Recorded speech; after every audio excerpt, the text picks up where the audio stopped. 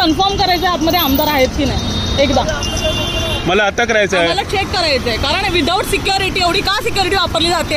आमदारांच्या माणसांसाठी सर एवढी सिक्युरिटी आहे, पब्लिकला त्रास देऊन.